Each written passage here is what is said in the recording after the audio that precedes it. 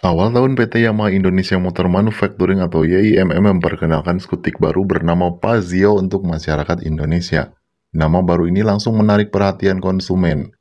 Maklum, skutik dengan pendekatan desain baru dan teknologi hibrid ini ditawarkan dengan harga mulai dari 21,7 juta OTR Jakarta. Tak hanya harga tapi juga teknologi yang diusung. Lantas apa saja yang perlu Anda perhatikan sebelum membeli Yamaha Pazio? Simak berikut ini. Setelah kemarin kita membahas keunggulan-keunggulan dari Yamaha Pazio, kali ini kita akan membahas kekurangannya. 1. Desain klasik tidak untuk semua orang. Meski hadir dengan desain yang segar memadukan sisi modern dan klasik, namun tidak semua orang cepat menyukai desain ini. Misalnya saja bentuk depan motor ini yang cenderung membulat dan cembung dengan kehadiran headlamp serta bodi depan. Terlebih kata klasik tidak identik dengan Yamaha yang selama ini memiliki DNA sporty. Selain itu, jika ingin skutik bergaya klasik, Yamaha sudah menawarkan Pino dengan bandrol harga lebih murah dibanding Pazio. Meski sekali lagi fitur produk baru cukup dominan untuk kelas 125cc. 2. Dimensi ramping. Alasan kali ini boleh jadi setuju, boleh juga tidak. Dari segi dimensi, Pazio memiliki panjang total 1820 mm, lebar 685 mm, dan tinggi 1125 mm.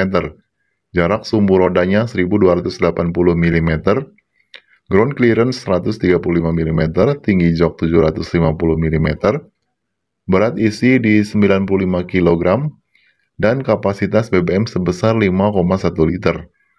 Soal dimensi ini, di satu sisi membuat kemampuan manuver lebih unggul, namun di sisi lain ada juga hal yang harus dipangkas untuk kenyamanan. Suatu contoh dibandingkan dengan produk Yamaha Prigo yang memiliki dimensi panjang 1905 mm, lebar 690 mm, dan tinggi 1100 mm. Dengan jarak sumbu roda mencapai 1275 mm, tinggi tempat duduk 778 mm, berat isi 100 kg, kapasitas tangki bensin 4,2 liter. Dari data tersebut, Pazio menawarkan bagasi hanya 17,8 liter berbanding dengan Prigo dengan kemampuan bagasi 25 liter. 3. Belum USB charger. Soal akomodasi gadget selama perjalanan, Yamaha Pazio memang menyediakan power socket.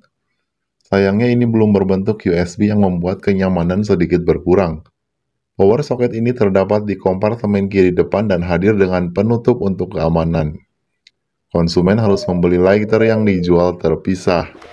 4. ABS dan kontrol traksi absen. Sebagai skutik modern, Pazio belum menyematkan fitur pengereman ABS serta kontrol traksi untuk pengendalian yang lebih mumpuni. Pazio saat ini hadir dengan fitur Smart Lock untuk berhenti di turunan atau tanjakan. Selain itu, berdasarkan lembar spesifikasi pengereman Pazio untuk bagian depan adalah cakram dan belakang menggunakan drum atau tromol. Untungnya Pazio sudah menggunakan ban tubeless ukuran 110/70 ring 12 untuk depan dan belakang alias ukuran kembar. 5. Varian hanya berbeda warna. Meski bisa dilihat sebagai keuntungan di mana konsumen tidak pusing dalam memilih varian Pazio, namun ketiadaan perbedaan secara fitur atau fisik pada skutik baru ini cukup disayangkan.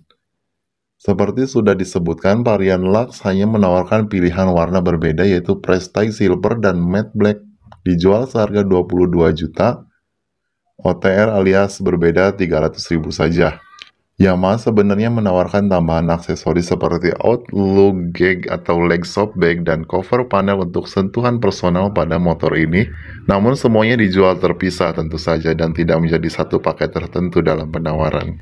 Nah, itulah beberapa hal pertimbangan sebelum Anda membawa pulang Yamaha Pazio. Meski ada plus minus, namun dari segi performa penjualan cukup berhasil. Ini terbukti dari keberhasilan terjualnya Pazio